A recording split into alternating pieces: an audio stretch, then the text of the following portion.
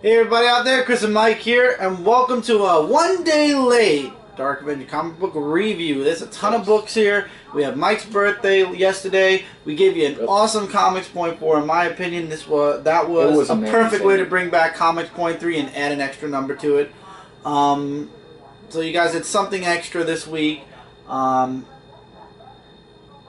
As far as anything else, I'm trying to think of any news-wise. Well, news is really what we did on Comic Frontline. Yeah, exactly. We covered a lot of news. And if you guys did not check out Comic Frontline this past weekend, myself and Michael did the funniest video. Actually, it's going to turn into a full-blown collab series, possibly. I'm not giving too much away. It was a trailer, but we did a full-fledged episode, which literally took almost the whole Saturday to script, shoot, and then edit together because I made a mistake and I had to re-edit it again, and editing takes a while. But anyway, check it out on Comic Frontline. It's called Frontline News. And hopefully you guys are marking on your calendars February 11th. We're going to talk about that at the end of it. Yeah, I'm just saying, hope they're marking on the calendars. So, and I'm going to be working on descriptions hopefully this week if I get some help. Descriptions will start building back up again. I know I've got a long way to go before I catch up on all the videos that say pending, but let's just pray, everybody. Books we're discussing in this episode came out on January 15, 2014. And we're starting with Marvel. There's a lot of Marvel books this week, but the only reason why there's a lot of Marvel books this week is we have a miniseries that started up. We got a couple of one-shots, and Mike has two books one from last week and one from last month. Well, last month and last week. But we'll get to that. Let's start with Thor issue 7. This is Thor, God of Thunder, issue 17. After reading this story arc, and after the story arc before it, I've decided to drop the book. I'm sorry. The dialogue's still heavy? The dialogue is very, very heavy. Oh my god. Not only that, though, the first story arc went on way too long, and I don't know if it's a mixture of how this story arc ended, or just the fact that I feel like the story arc kind of went in a complete circle where really nothing went on. It's leading into the fall of Midgard. There's some dialogue there, and then you turn the page, and hey, guess what? You got just about as much there. It's a heavy read. I had Thor before and ended up dropping it for a while. I'm 100% sure that at some point I will pick Thor up again. I just don't have it in me to jump into the next story arc. First story arc was really good, but really long. This story arc, I just didn't feel it, but I did talk with a few people, and Jay made a perfect point that Malekith was in this obviously because of Thor's latest movie, which is understandable, but this story just did not speak to me at all. The fellowship thing, the Thor being the traitor because he somehow had this worm in him, and it didn't pique my interest as much as the last series of Thor did. The last story arc, not series, the last story arc did. Even though it was very long, at least I enjoyed each and every part. I'm going to let the fall of Midgard pass, see how it goes. I know Jay's going to be getting Thor. He'll let me know how it goes. If it goes good, I'll jump right back on. But as of right now, Thor, God of Thunder, I am officially done with. Especially with all the new books coming out from the all-new Marvel now. Nightcrawler and the miniseries from Dupe, and we've got, oh god, I hate when I blank. There's a ton. Iron Fist is another one. And the Sinestro. No, that's DC. DC-wise, there's the Sinestro book. There's a ton of the Secret Origin. It doesn't matter. There's a ton of new books coming out, and with the new books means some books have to go if they're not doing well. And in my opinion, Spider-Man's what I'm looking forward to. When I take Amazing Spider-Man, yes, definitely. But when I take a book and I purposely put it at the bottom of my pile because of the reading and I was honestly shocked, not shocked, but the ending of this book left a very bitter taste in my mouth. And obviously it was done on purpose because this is going to promote a future story. There's nothing in me right now that's saying buy Thor. If you would like to try Thor, you're welcome to. I've seen the heavy dialogue. I'm not a fan of that. I would welcome you to try the next issue if you want, but probably. We'll see. If it's a light week, if you'd like to try it, I'll stick it in your buy pile. I'll stick it in your buy pile. But as far as me, I think for now, I personally am done with Thor. Now the next two books are yours, and I'm gonna hold both of them up since you can't do both, and you could talk. Well, you hold that one since that's the first one you're gonna do. So that came out last month was Fantomex Max issue number 3, as well as last week Fantomex Max issue number 4. And this is the grand finale. I was just going to say that. Yes, like Chris said, it is grand finale. I'm going to show some artwork. Really, the whole story. There's this one guy that turned out to be a real jerk of the team. Well, first of all, in this book, it leaves us where we left off with him finding the octopus, and Eva drained the water, so who didn't see that coming? You know, the agent, oh, what's her name? Agent, well, she got beaten up pretty badly, and Stewart is just doing that mind control thing, and he's talking about things years ago, right here. There's some artwork. And if you want to know about his origin stories, about how he controlled minds and everything, you can definitely read that.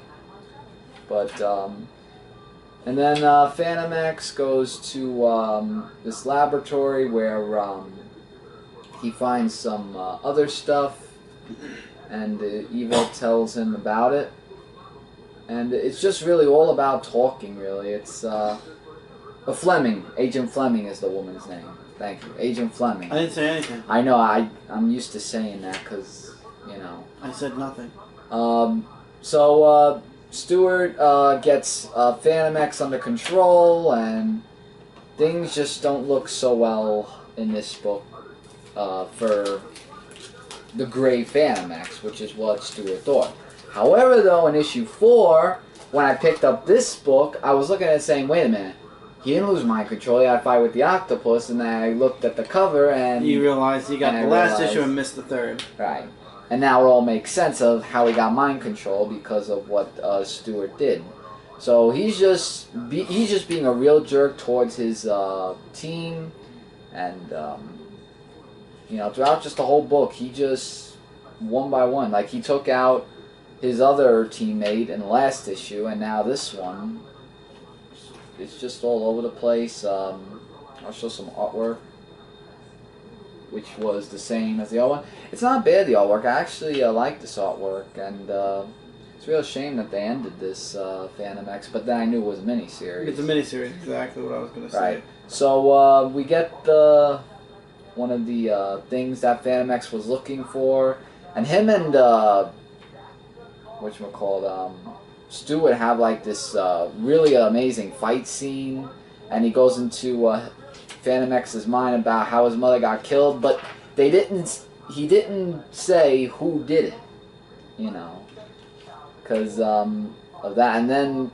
as he kept mutating Aaron, he was big and buff, but Fantomex just knocked him out, and then he finished him off. So that was all that.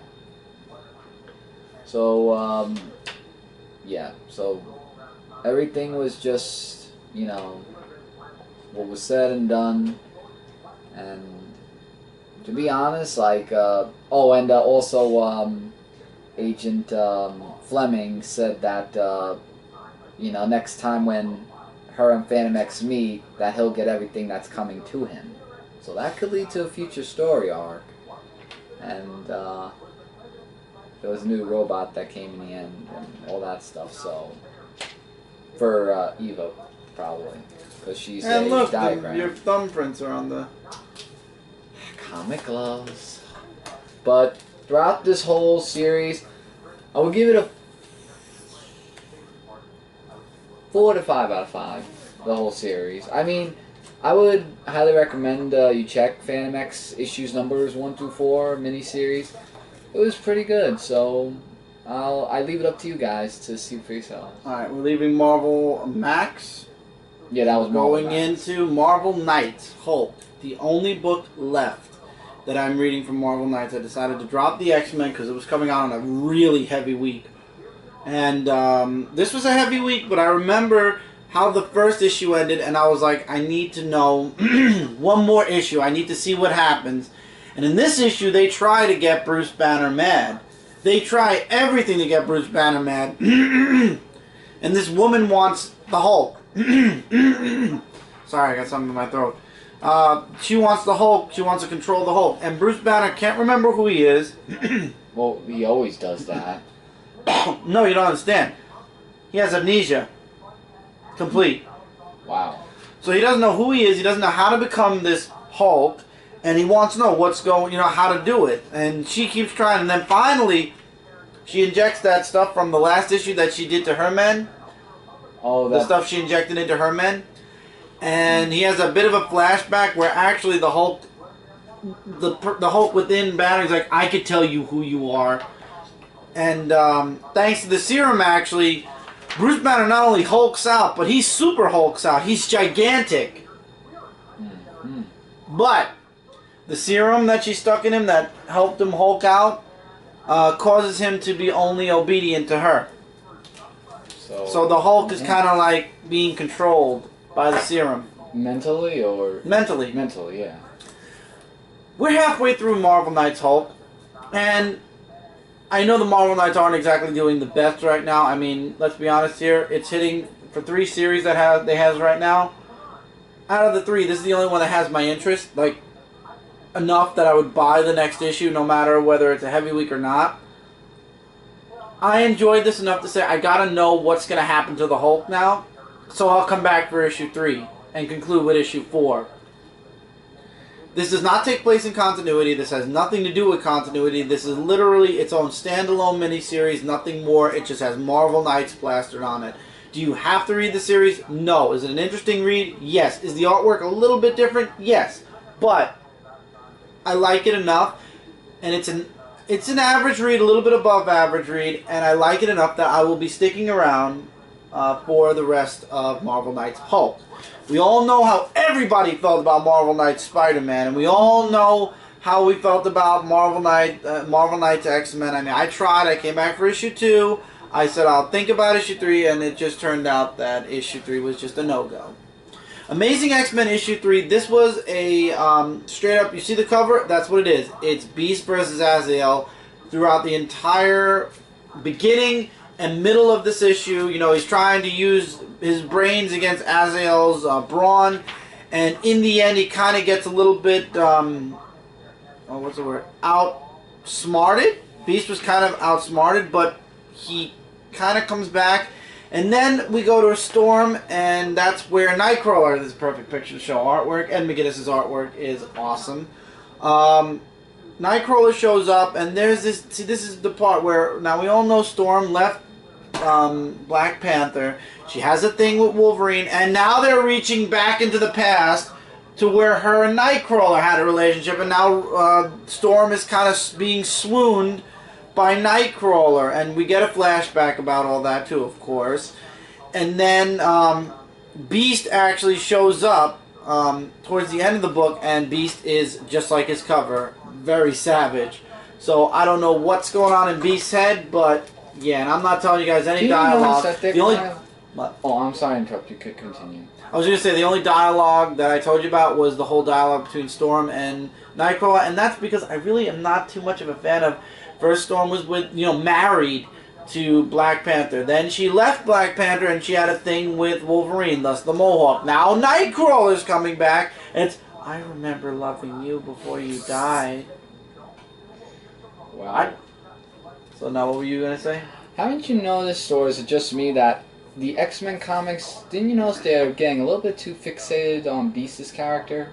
No. With everything? With the Phoenix. That's because all the books I'm buying, as far as team books, other than all new X-Men right now, are Wolverine's side, and Wolverine's side, Beast is like the brains. So once again, that's why you're seeing Beast a lot. Okay. I just thought they were a little bit too fixated on them. It was a straight up average read this week, or this month, I should say. I don't think Amazing X-Men, thank you God, is doubled up, but it's a slow return for Nightcrawler. I believe the last part to this first story arc where Nightcrawler comes back from the dead ends in April, and then we get the ongoing series for Nightcrawler, because it says in plain text, Nightcrawler returns from the dead. So Nightcrawler is going to come back. Okay. Of course, right behind Nightcrawler is probably going to be Professor X.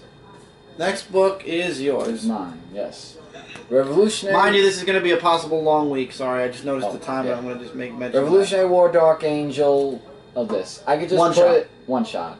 I could just put it in simple terms of what this story is about. Dark really? Angel? Well, it's really old, the cover. Like, but she has a name. I think Shivan? Or... Shivan? Shivan? Shivan. Yeah, Shivan, Vaughn. yeah.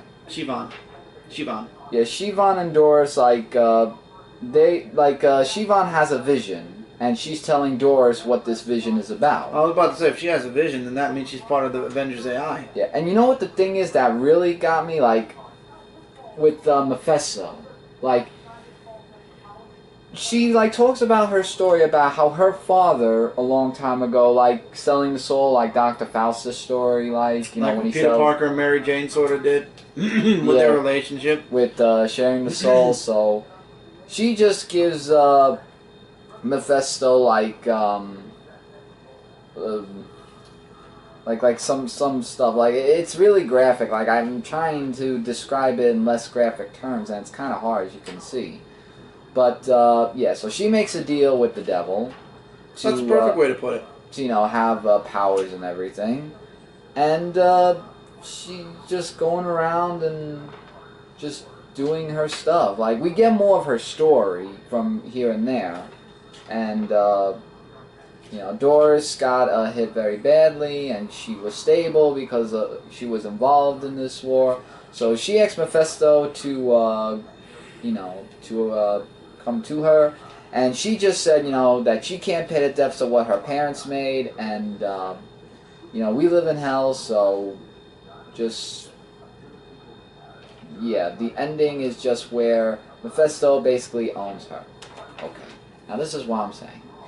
In the last issue, we saw Captain Britain get owned by a villain. Now, in this one, she gets owned by Mephisto. If I keep seeing one-shots of heroes getting owned in again by these villains, I'm going to drop it, because I'm reading it for a story, not to see villains conquer good guys. Or that might be the story. Women. How the villains are one-upping everybody, and then the last issue will be where they kind of one-up the villains. Hopefully, maybe that's what it's planning to be. That's what I'm thinking. I mean, don't get me wrong. It was a good issue, and the artwork was great and all that, but I don't know, I'm just not so keen about villains always being the good guys in the end, because that's really not how it's supposed to be, unless it leads to something else, but that's a one-shot. Mm-hmm. So... This is a book that I actually think you should read also, because I think you'd find it interesting. It's called Disney Kingdom Seeker of the Weird, issue number 1. And it's about these two kids who grow up, they believe they lead a normal life, whatever, and of course their parents have a secret. So right now they run a store. The parents run this, I'm going to give you guys the first issue because obviously I want you guys to know a little bit about it. So, the parents run a store, I forgot what it was called, the Weird...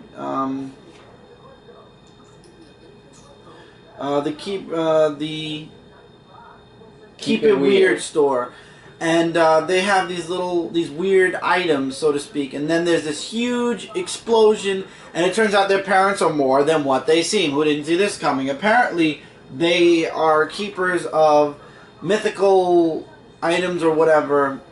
We don't even get a full-on understanding of what's going on. Even the kids are confused in this issue, and then all of a sudden, they meet their Uncle Colin for the first time ever, and they finally see what's in their parents' study that they never got to see before in their entire lives. And there's this big door, and you open the door, and you're in the Museum of the Weird, and this is something that the parents were keepers of, apparently. And the daughter's like, this is impossible, and he's like, no, the son says, how is this even possible? And the uncle's like, it's not. So it's not possible, but they're there. And the parents were taken away, and the only way to get them back would be for the uncle to get the clock door, the coffin clock.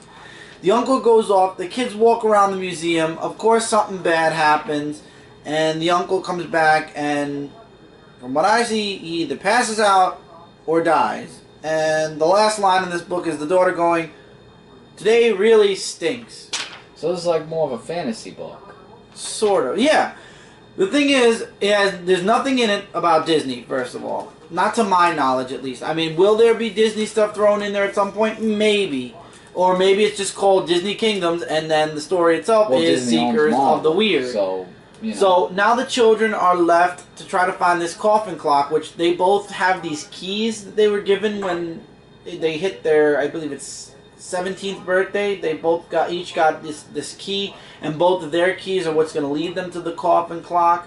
And this was a very jumbled up, very crazy beginning issue, but it was so crazy that it's like, now you want to know, okay, I was thrusted into this story, I have no idea what's going on, and sometimes it's a bad thing, don't get me wrong, believe me, you've seen me complain several times that too much is going on, and it's like, what the hell is happening?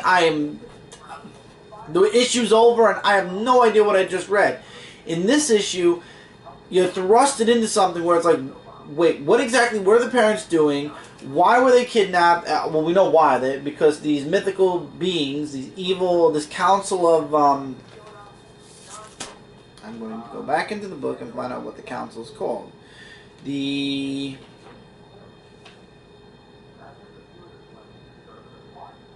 is it? She said it.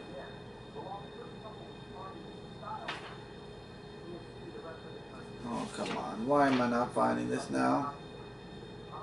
It's like it's right there. It is. Eventually... Well, it's the councils or something. I mean, if they want to know what it is, they can... Max and Melanie are the kids. That I know. I mean, I don't know. I'm trying to look for it myself and I can't. I know, I'm not finding it. I know they mentioned it once.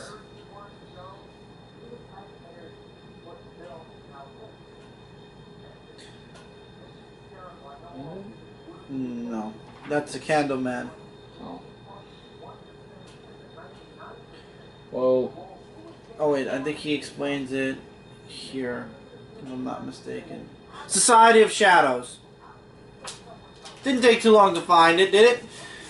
So the Society of Shadows. So it leaves you off wanting to know more about who the Society of Shadows is, why they want what the whole purpose is of them fighting the parents, and all about this Museum of the Weird. So I'm more interested in just what's going on more than anything else. That's where my curiosity is. Next we have Night of the Living Deadpool issue number 1.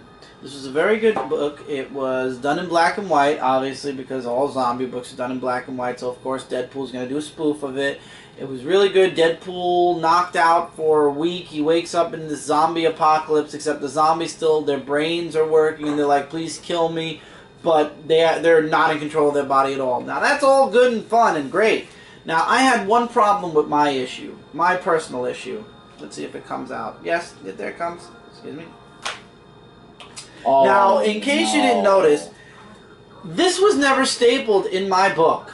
This book is completely virginized, no holes whatsoever. And this is not like a page you could just stick right in the middle of the book. This is the beginning of the book, and then there's a whole center part, and then this is towards the end of the book. So my book, I had to go to page, I believe, 4, or 5, or 6, or whatever, stick in this page, take it out, fast forward a bit, go to the end of the issue where this happened, and then stick this back in again right here. Wow. Yeah. So my problem was not with the story at all. My problem was with the shoddy work that my comic came in. Did anybody else have this problem with this book? Because I don't know if anybody else got this book, so I really can't come out and ask anybody. Artwork is really good. It's just like the Deadpool series.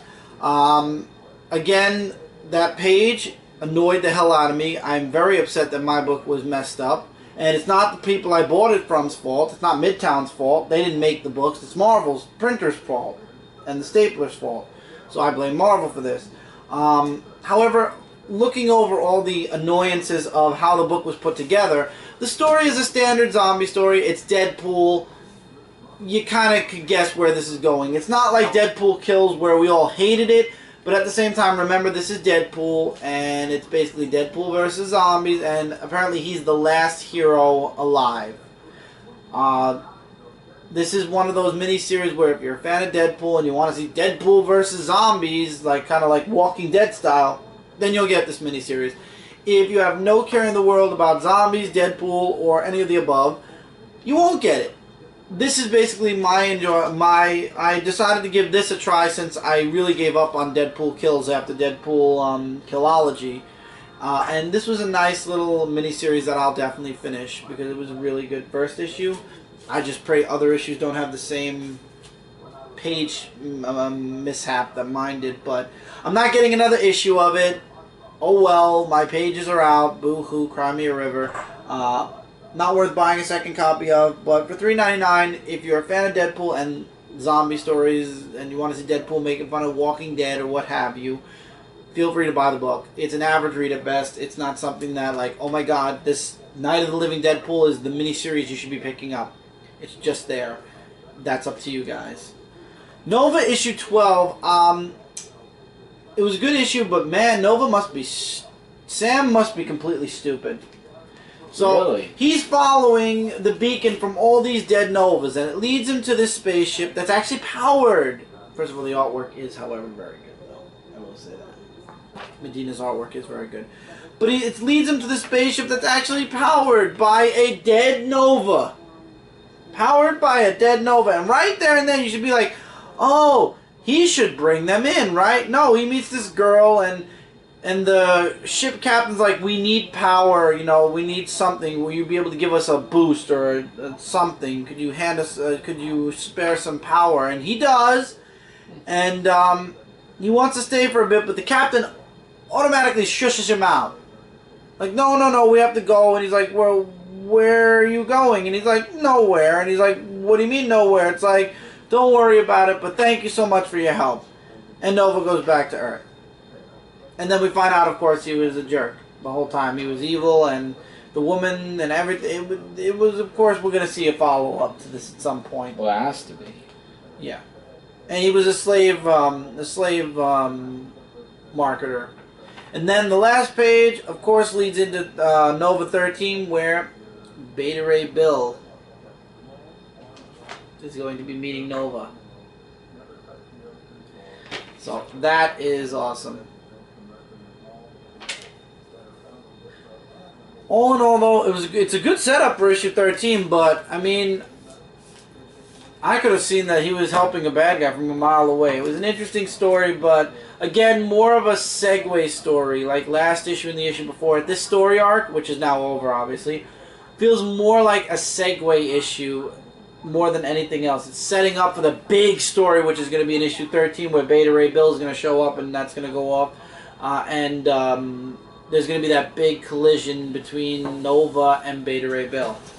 So, average read this week. Again, it's more of a setup or a middle story for the big story that's coming next. And with that, guys, we have to take our commercial break. We'll be back with the rest of Marvel, which we've got a nice amount of Marvel left, and then we're going to delve into some DC. So stay tuned, and we will be right back after this commercial break.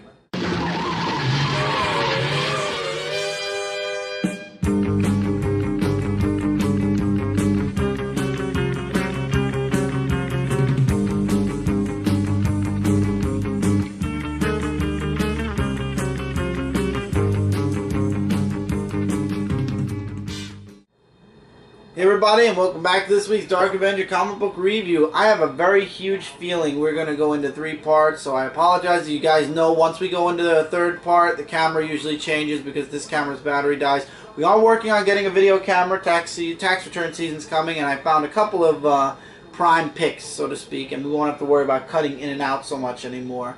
But let's continue with Marvel, and hopefully maybe we'll get through a fair amount of DC this way. You guys won't have to live with the huge change for long. Inhumanity one-shot, Superior Spider-Man 1. It's a one-shot. Okay, so Infinity happened, the Inhuman, the explosion, everything. Okay, we're caught up, good. So explosion happened, now Spider-Man swinging around, helping out everybody who's in trouble, but really deep down Doc Ock really just wants to salvage the tech, learn about it, and be eons ahead of everybody on Earth. Turns out somebody ended up stealing armory tech from the Inhumans, because apparently one of their armories landed on top of this guy's apartment roof. He lost his job. He was a really great guy and everything, and his wife or sister has cancer. I believe it's his wife. I never really understood it. And he wanted to use the armor to kind of save her, or find a way to save her.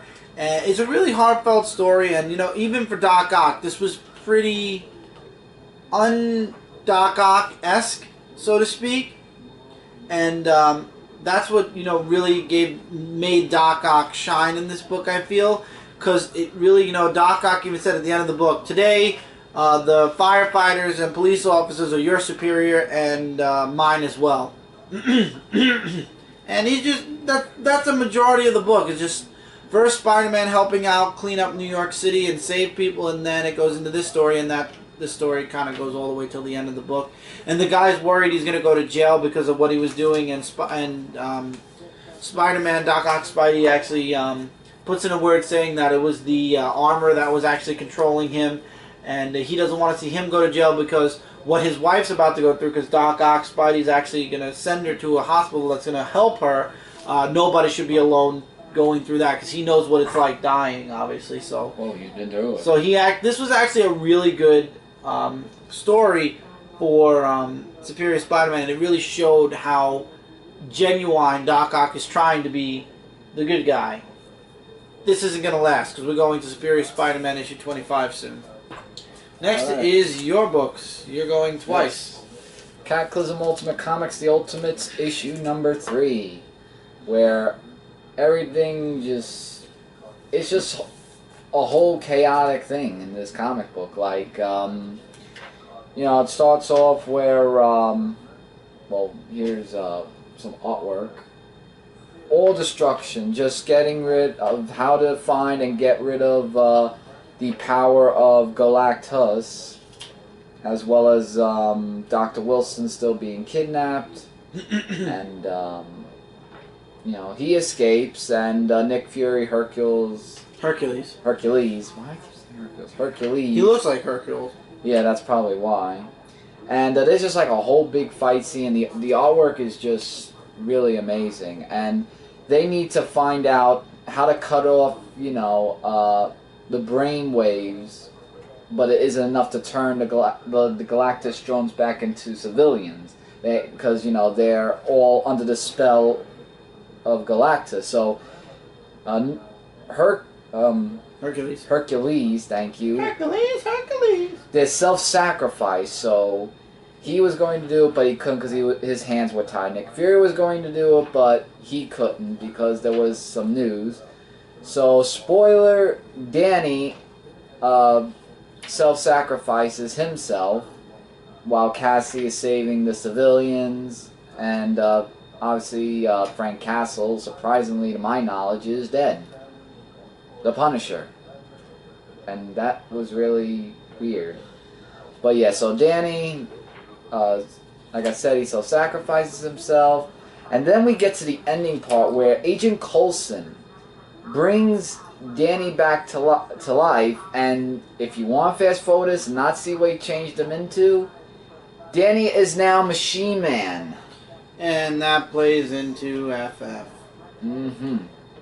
So, and that's that's the last tie-in. That's the last part to this tie-in, and next week we get the last part to X-Men. But, what an ending. Especially Danny self-sacrificing himself. Which leads to a comic book I cannot believe I am trying this again. Artwork was better. Artwork was better. Thunderbolts, No Mercy, issue number 1 of 20 Point Now. Oh, okay. Yeah, 20 Point Now. Never mind. Wrong issue. Right. I thought number 1 was something different. So, basically, I didn't really miss out on anything. There was just this is a brand new story arc. Well, I'll show some DeadPool artwork. looks really good in this art. Very good in this artwork. Absolutely, just spot on amazing, where they're just fighting off these things. My one gripe is if you look at the Hulk's body in proportion to that itty-bitty little head they put on him here, you can show that. That was my, like, when I was reading or looking through it, because I didn't read it, that was the first thing that, when I turned to that page, that was the first thing that hit me. It's like his head should be at least this big, and it's not. Yeah, so they're just at a bar fooling around and everything. Meanwhile, Stearns is still under this whole thing of, I need to find this thing or else I'm going to literally lose my mind and everything. So that didn't change at all because I thought maybe they would fix that.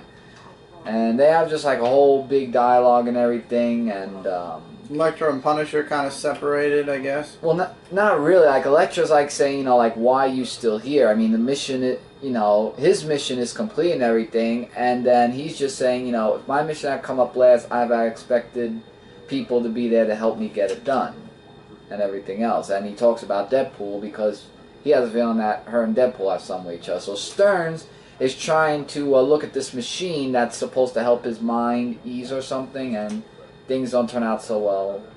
Of course, DeadPool would find a pink fedora. Yeah, and this is what I'm saying. It just really talks about this girl that they had a fight with in New York. Can't remember. Previous story arc. Previous story arcs. Mercy. And they just talk about her. Meanwhile, cameo by Ghost Rider. Ghost Rider appears in this issue where he does his crazy stunt.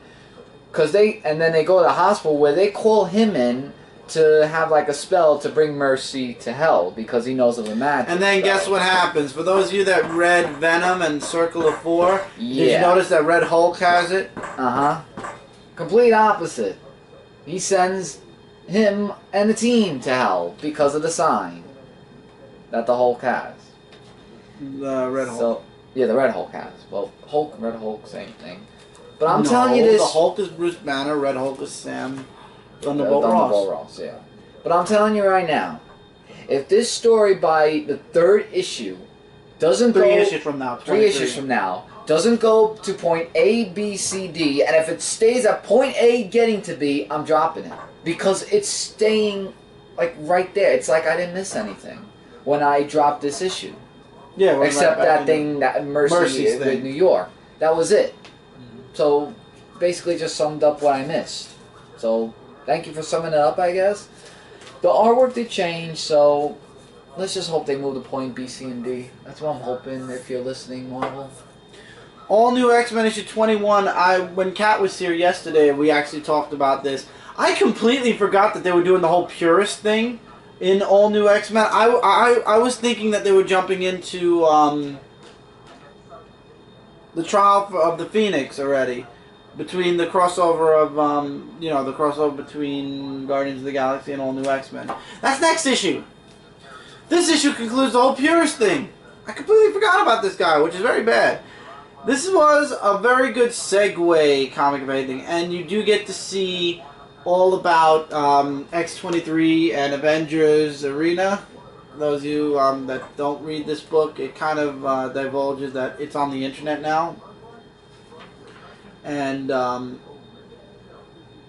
the purists are actually, they're saying, wait till he actually says, wait till your friends find out what you really are when they see this. And then they have all the young X-Men and Kitty Pryde locked up. They call, what's her name?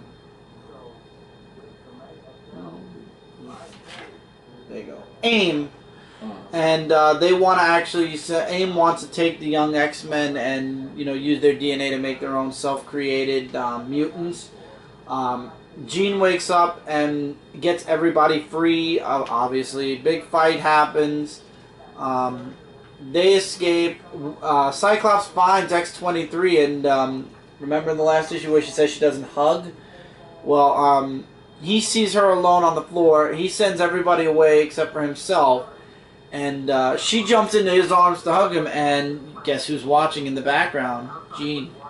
So that, you see how Jean's looking at that? Not good. And then the Avengers come, and he's saying that because the past X-Men are there, they're going to bring the new apocalypse, and he calls them devils. And then, of course, the next issue is the trial of Jean Grey. So, this was a segue story. Nothing huge. Laura joins basically the all-new X-Men. That's the big thing from the past 3 issues that we find out. Laura joins the all-new X-Men. And the all-new X-Men are with Cyclops. So guess what? Laura's with Cyclops. And so are the all-new X-Men. For now, who knows what's going to happen in another year? Maybe they'll hop back to Wolverine. Maybe now that Nightcrawler is back, the schism will end. Who knows? But I'll tell you one thing. I'm getting sick of the schism. I wish that the X-Men would just come back together already, even though Cyclops isn't... Maybe he'll die. Maybe the old X-Men, like Cyclops, Beast...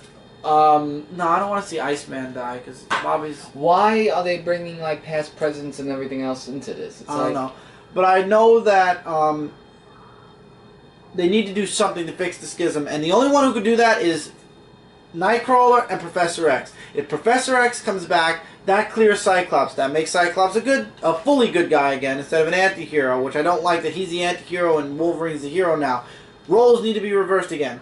But anyway, you bring Professor X back, that's going to clear Cyclops' name, sort of, after a story arc, maybe, and then the X-Men can finally come back together again, fully. Because we need Professor X to lead the X-Men. It's stupid that they made Professor X go away, and the X-Men basically lead themselves. It was always Professor X leading the X-Men.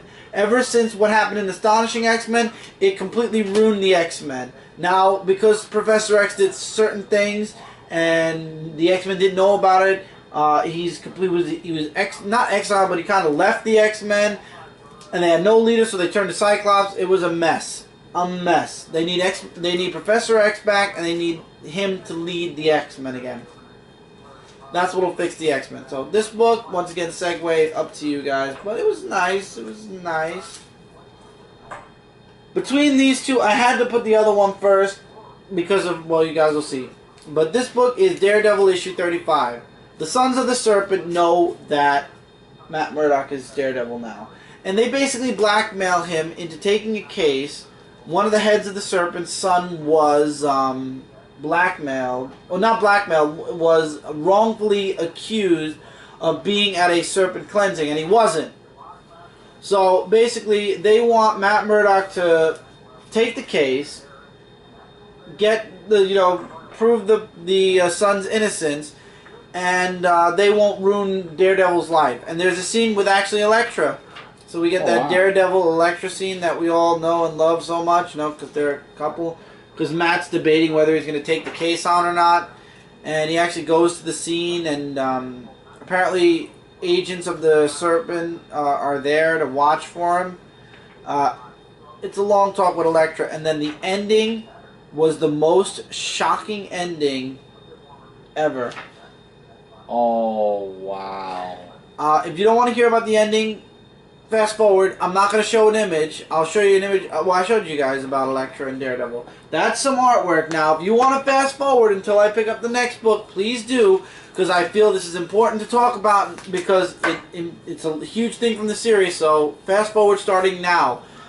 Throughout Daredevil, the series, from issue 1 to issue 35, Matt Murdock always denied being Daredevil. He tried to snuff it out. Even though everybody knew he was Daredevil, he tried his hardest for the whole series to say that Daredevil and Matt Murdock are not the same person.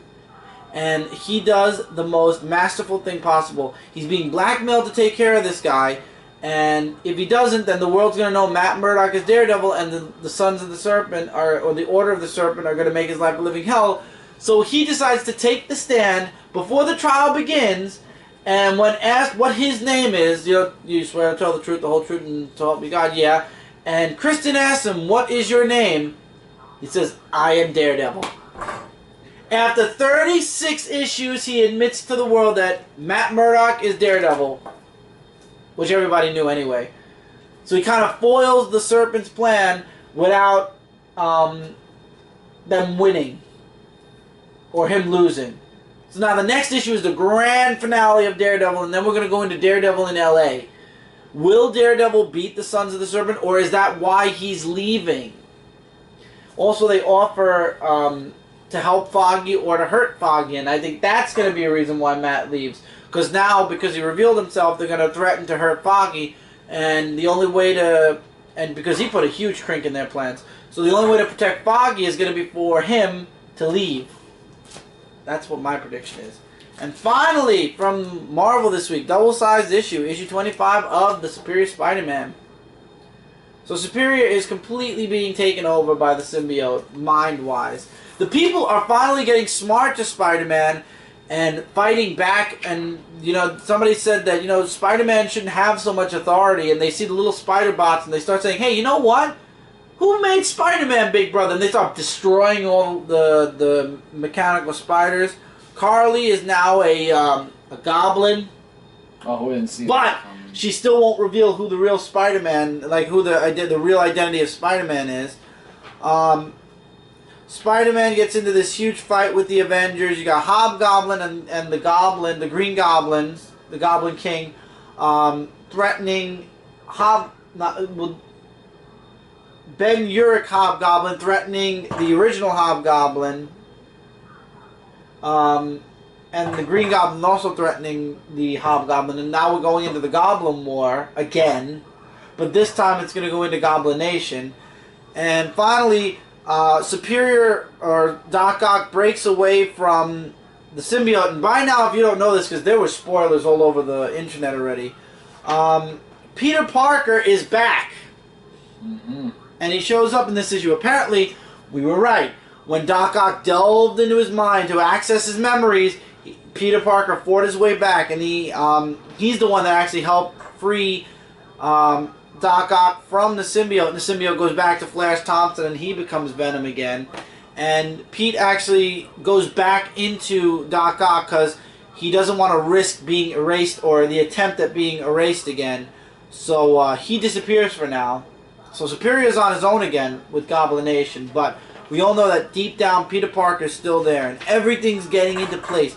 And, of course, like we all said, he explained away his weird behavior with the symbiote. He said it was the symbiote's fault. Of course, Mary Jane's an idiot. She believes him. The Avengers are not so idiot, and they don't believe him. And remember way back when I said if Tony Stark was there, he was going to see the brain frequency? Now that Tony Stark's back on Earth, he finds out about the tests, and he has secret surveillance cameras. He finds out that the tests were erased. And guess what? He found out who erased them, Superior. So now the Avengers are going to bring Spider-Man in, and now they've got Tony Stark on their side. So that's how they're going to figure out Peter Parker's trapped in Doc Ock's. We don't know how it's going to happen, but we all know by April Peter Parker's going to be back, and Superior Spider-Man will be no more. So this is going to be a very interesting run as we move forward. This was the best issue, book of the week for me. Daredevil is a very strong second. The only reason this is book of the week is because now that Dan Slott let the cat out of the bag. And Peter Parker's back. And Peter Parker's back. Just seeing Pete again, knowing that he's there. He's out there again. He's not gone anymore. There's, you know, that hope is back. And we all know he's going to come back because Amazing Spider-Man's coming back. But to know that Peter Parker's back, that's what makes this issue #1 from Marvel. They should do like a backstory of how he got back. That would be actually really interesting. Just as a read. We're now in DC Comics, and the first 2 books were the lowest of the low. Green Lantern Corps issue 27. Uh-oh. This book just keeps feeling like it's a backup to what's going on in Green Lantern. In Green Lantern issue 27, Hal Jordan was taken over by a knocked out by a Durlan. A Durlan copied mimicked him, because they're shapeshifters. It changed into Hal Jordan. Hal Jordan made that huge speech, and guess what? He made that huge speech right in the middle of talk about the rings again. Yeah, no, not the rings. He just made that huge speech, literally almost dead center of this book. Jon Stewart's trying to find all of the prisoners that were on Oa, because they released them because of what was happening on Oa. Oa was exploding. So now it's up to them to capture them. They find out that, who were they? The Kund are now attacking the Green Lantern home base in a sector right next to them.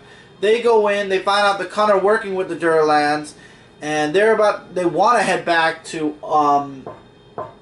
Mogo, which he is the new home of the Green Lanterns, to warn them about what's going on, except they get stopped. But once again, this feels like a cheap backup story to what's going on in Green Lantern. This was the worst book I read this week from DC. And that's saying a lot, especially because of the next book that we're going to talk about. But the reason this book was so bad was because it's a backup story. That's all this is. We're not paying for a story, you know, another story.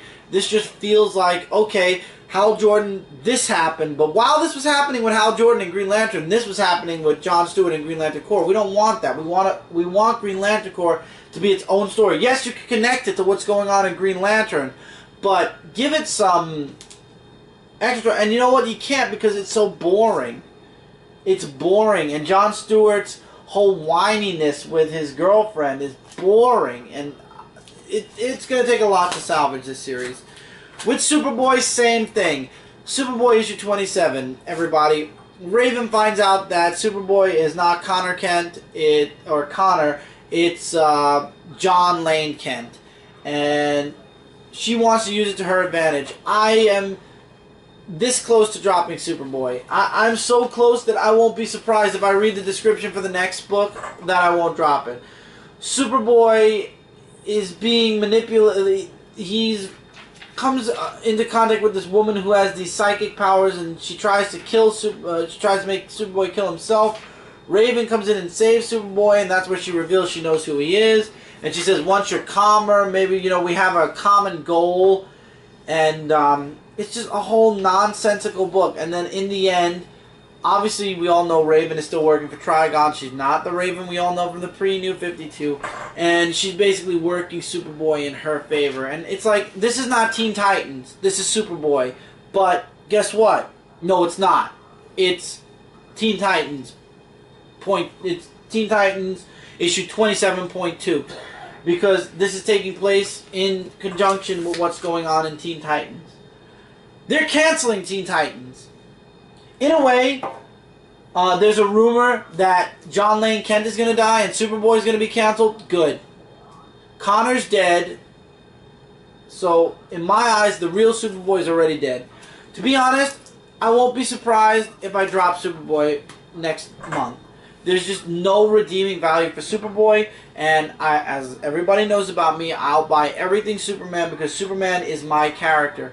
But as far as his family's concerned, as far as World's Finest is concerned, I don't have to buy them. I did buy World's Finest this week, but it's crossing over with Batman and Superman, and I said I'm not reviewing it if Jay Lee's doing the art, and he is, so I can't do the crossover of First Contact. Maybe me and Jay will touch on it during the podcast on Comic Frontline. But for the most part on this review, I won't be talking about Jay Lee's Batman Superman. But Superboy at this point, I don't think I can come back and review it on my review. Maybe I'll buy it for the podcast because obviously we have to touch all the Super Family books. But as far as reviewing it for this review, I don't think that's going to happen after this issue. There's no redeeming value for it. And when Teen Titans gets canceled, I would think it would be only right that Superboy be canceled too, because nobody cares about John Lane Kent. I mean, if anybody does, let me know in the comments below, but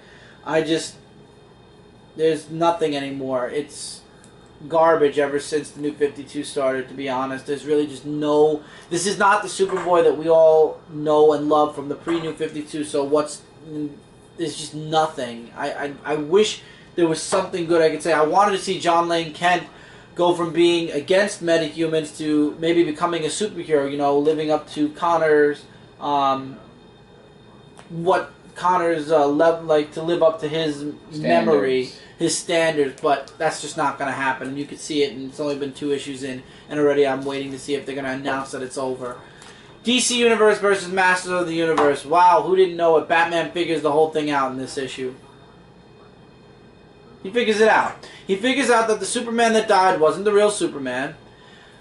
He figured out that Skeletor is basically using the Masters of the Universe to distract the DC Universe from figuring out what Skeletor is doing. And yeah, so now it's the Justice League Dark. He goes to the Justice League Dark. They come in and try to stop the Justice League of America from fighting the Masters of the Universe because Batman figured out what's going on. And now, instead of the story continuing in the next issue, it says next issue, the story of Dark Orko. So basically, the story's going to stop now, right here.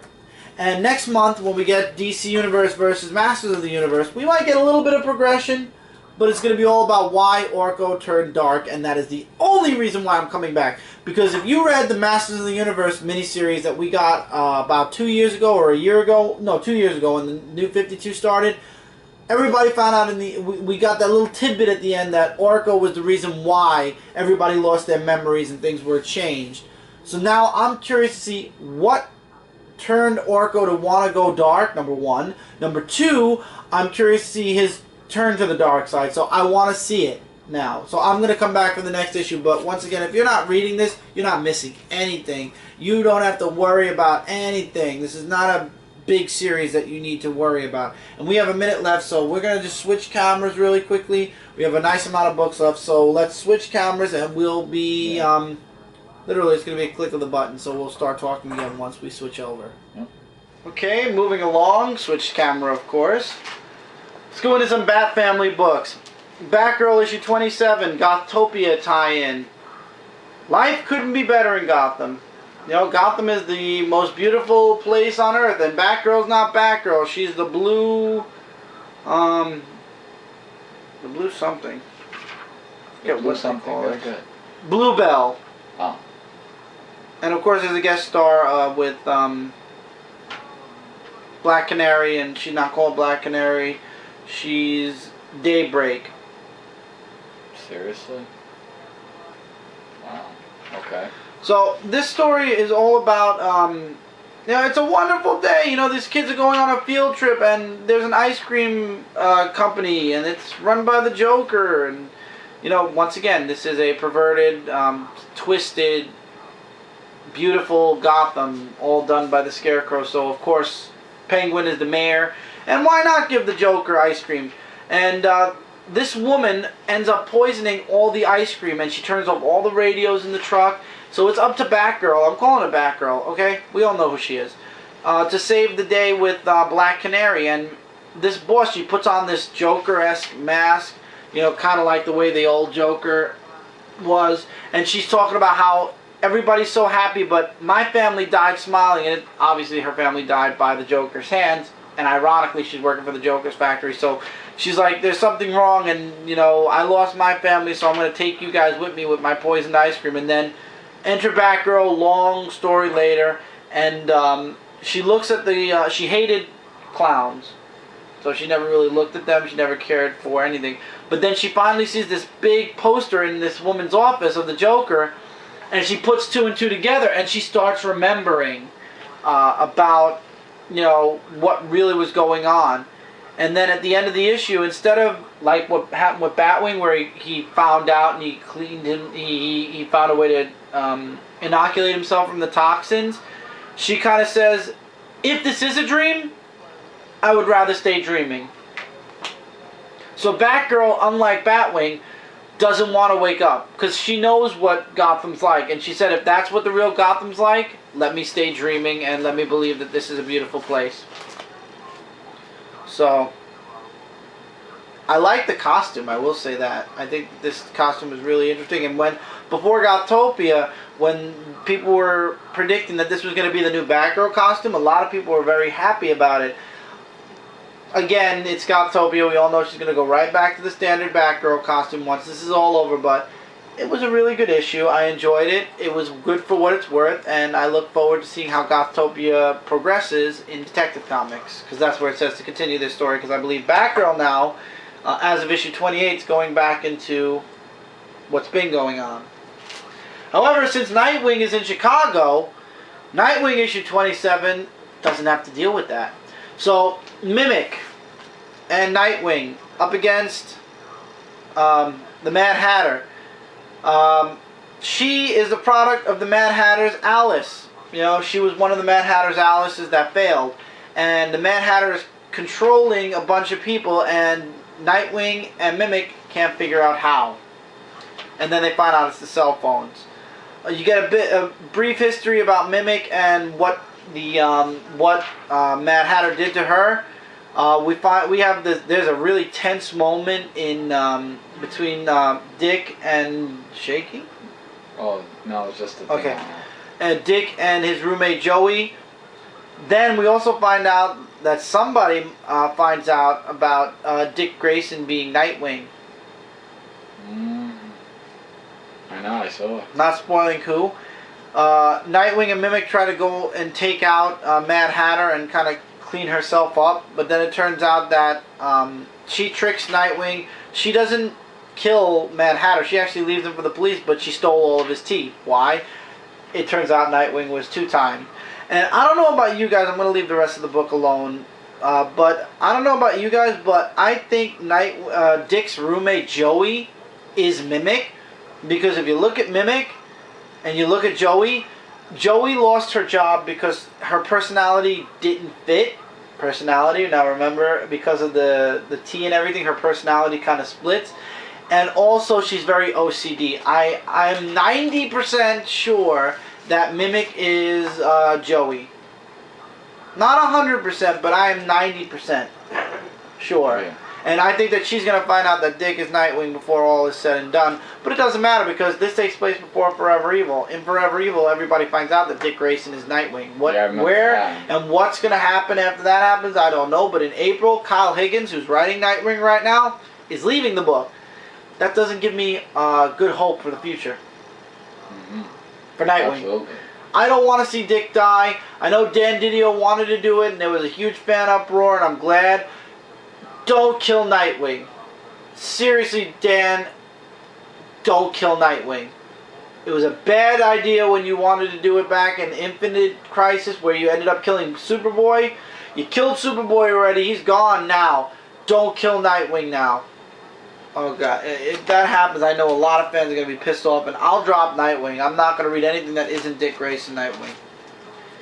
And finally, before we get into Forever Evil stuff, there's more books. Don't worry. Superman Wonder Woman issue 4. This seemed like a very bland issue. Really? A very short. Not bland. But this issue was very straightforward. It was 2 parts. The world now knows that Superman and Wonder Woman are dating. It felt very short. The first story, which is the main story, Zod tricks Superman into opening the Phantom Zone so he could bring Faora out. That's it. That's exactly where it ends, actually. Precisely where it ends. Where Zod brings Faora out of the Phantom Zone. Here. I'll give you some Superman artwork instead.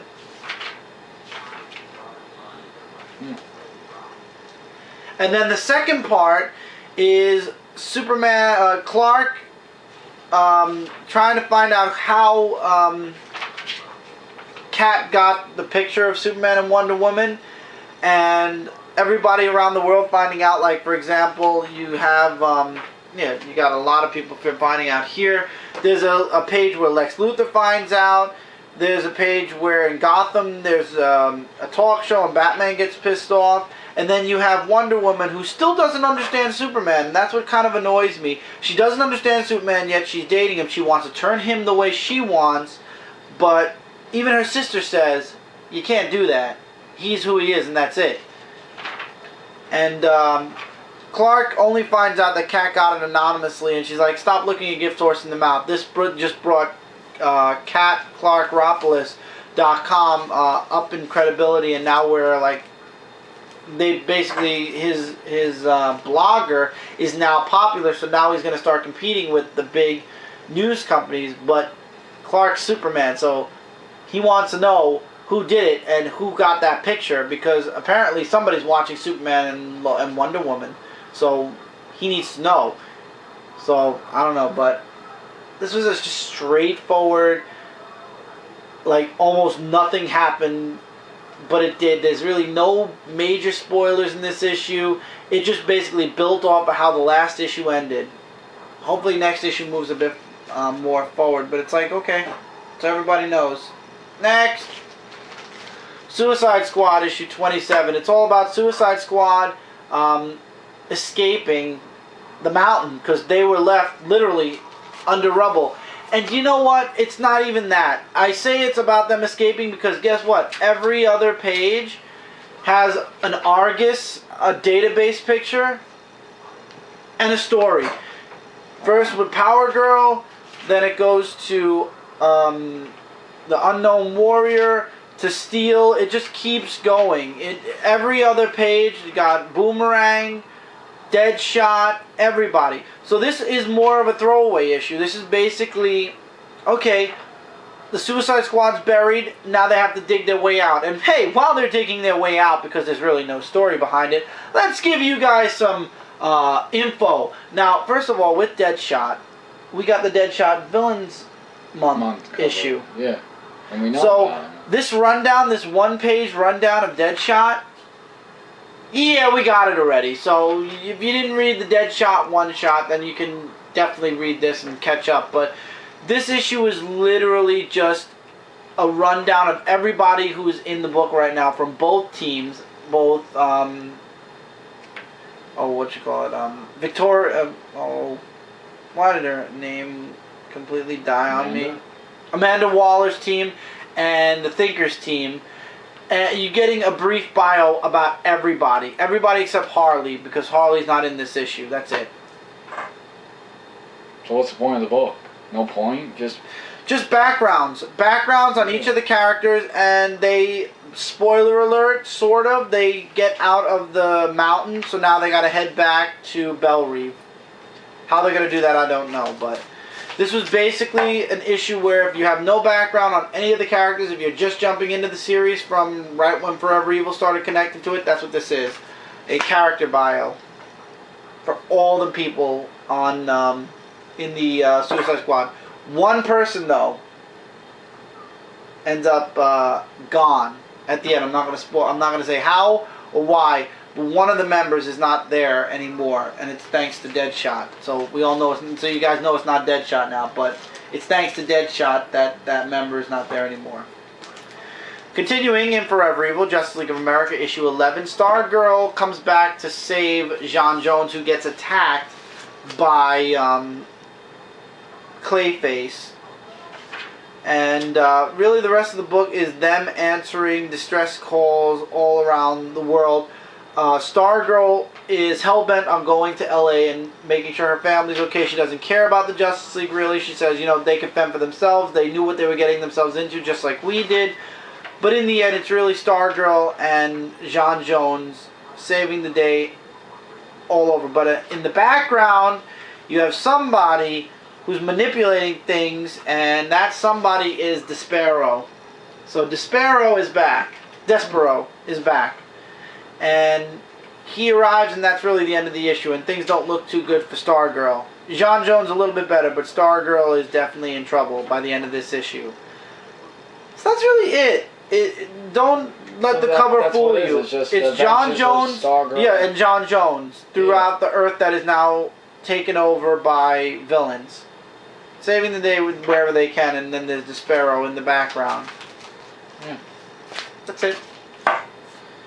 This was, again, once again, these books this week were from average to very below average to very good.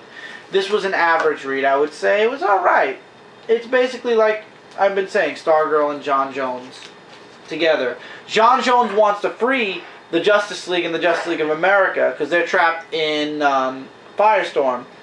And he needs Stargirl's help, so they're following, because they moved Firestorm now, because J'onn J'onzz found out about it. So they're trying to track down Firestorm and take the Justice League members out of him and save them and prevent him from going off. And if he goes off, the entire galaxy's gone and more. It's like another Big Bang. Let's put it that way. Yeah. And now we're on your last book of Forever Evil Blight of Constantine, issue number 10. The cover says it all. It's the encounter of John Constantine and Spectra. Has nothing they talk about with Blight. Really, like, it's just Fam Stranger bringing John Constantine, Pandora, and the rest to heaven. Yeah, like to the other heaven and stuff like that. And Zor-El says, like, you shouldn't be here, where Spectra comes in, and he's just, you know, not the person, you know, to get along with. Like, here's some artwork, which is very nice. And the dog comes in, and he's like saying, you know, Spectra, just because Zor-El doesn't own you, I do. You know, Spectre, yeah. Or Spectre, yeah. So he goes to Constantine because of this inferno that he promised him he would have, and it was from Constantine issue number 2, which I don't know if I actually read Constantine 1 and 2. I don't think so. I think I read it in the middle. Yeah. So it's really just John Constantine and Spectra, I think. Yeah. Spectre. I thought it was the Spectre. He's the Spectre. Oh, okay, the Spectre. And really, that's all it is. It's just lots of dialogue, and it's about, you know, what Fam Strange, like, it's really like John Constantine's just saying, like, if you're going to refuse to help with all this, just tell us, like, you move a mysterious way and leave us be, because he's just saying about all evil stuff. And then he talks about Dead Man, and, you know, Constantine is just being, you know, like not accepting all stuff. Like it's really a big adventurous book. And then the Angel Zor-El follows Constantine, which he brings him to the other universe. So there's that, and basically they stole Angel Zor-El from heaven, or they call it the light. Well, he was part of the Justice League of America pre-New 52 way back in the mid-90s. Right. So, yeah, so they have a fight scene that, well, not a fight scene, like they have a talk scene is what I meant to say. And John Constantine, like Angel Zor-El's like saying, you know, you fight for Zatanna and you fight for love, so I fight at your side. So basically, Angel Zor-El joins Constantine's side. And he's just saying, you know, take us to Blight, wherever he is right now, and it's time that they finish it once and for all. So basically, it was a good idea that they brought Angel Zor-El to life. I mean, there's more stuff, but I really don't want to give too much away, because I've kind of noticed that if I give a little too much away, you guys will not read the series of Forever Evil Blight. So, yeah, that's basically it. There's no books of the week, really. I mean, it was a little bit okay, not as what I thought it would be, but I'd say give it a shot if it's Forever Evil Blight. And that's all the books I have for this week. Rogues Rebellion, issue 4 of 6. The Royal Flush Gang finally find out where the rogues are going and why. Well, back in Metropolis, though, the rogues are still fighting against Clayface. Again, we get Clayface. And Mr. Freeze. And then enter, later on, Black Mask and his gang. And Mr. Freeze just wants Weather Master to use his powers to freeze the entire city. Black Mask wants to bring the rogues into the crime syndicate. So a huge fight. This is a huge fight book from beginning to end. The fight breaks out. In the end, one of the members, I'm not going to say who, sacrifices himself so the others can get away. And then in the end, those members get confronted by the Royal Flush Gang, who have Lisa hostage. Lisa was part of the rogues until the one shot. So that's the long and short of it. It was just straight up. Can you show artwork? It was yeah, I'll show some more, as a matter of fact. It was just the rogues versus Mr. Freeze and Clayface versus Black Mask and his gang of people. The end. I want to try to find a good page. Zaz also makes an appearance really quick in the book, but it's an artwork. But that's it. This was the end of the rogues in Gotham. However, they get quickly approached by the Royal Flush Gang. So either they give themselves up to the crime syndicate, or the Royal Flush Gang is going to kill Lisa. At this point, I know a lot of people aren't going to drop Rogues Rebellion if they're reading it, especially me, because there's only 2 issues left. But from where we were promised, like where it started, if I knew that this was where it was going to end up, like 4 issues later, I don't know if I would have. I mean, you don't have to be reading Blight, you don't have to be reading Rogues Rebellion, you don't have to be reading Arkham War, you don't have to be reading Argus to be caught up with what's going on in Forever Evil. The main books for Forever Evil are Forever Evil, Justice League of America, sort of right now, yeah, and Justice League. But doesn't Argus kind of give a little bit of a backstory? Argus is adding a little bit more of a backstory, yeah. You know, where they actually are. And you don't have to be reading Suicide Squad either. Well, no, Suicide Squad is just totally off. Suicide Squad actually connects more to what's going on with Amanda Waller. So if you don't give a crap about Amanda Waller, like us, you don't really need it. I'm reading it because we're covering everything Forever Evil. That's the only But reason. as far as Rogue's Rebellion and everything else going on, you don't need it. The only things you need are Forever Evil and the 2 Justice League books. Justice League Dark is with Blight. So for the most part, so far a lot of the tie-ins are falling flat towards the end of their series. Yeah. Rogues, they're not going to make it to Lisa the way they're going. I think they're going to... Not at that rate, then. Maybe at the very end they'll make it. They'll find a way to save her. But I have a feeling the next issue they're just going to give up to the Royal Flush gang. They're going to come face to face with the crime syndicate. And then somehow they're going to escape, make it back to Central City, and save Lisa at the end. Yeah, that's pretty much it. That's my prediction. Am I wrong? We'll find out because I'm still going to be buying the series. Average read. No book of the week for DC this week. Nothing. Marvel and DC. Everything well, was Marvel was superior. Spider-Man right. was Peter Parker. Everything as far as the books though were good. The only books I did not like were Superboy. Green Lantern Corps is on the cusp of being dropped. So is Superboy if they don't cancel it. And DC Universe versus Masters of the Universe. There's only 2 issues left, and the next one's going to be about Orko, and I want to know what happened to Orko, because I'm kind of curious. I'm a curious guy. I need to know now.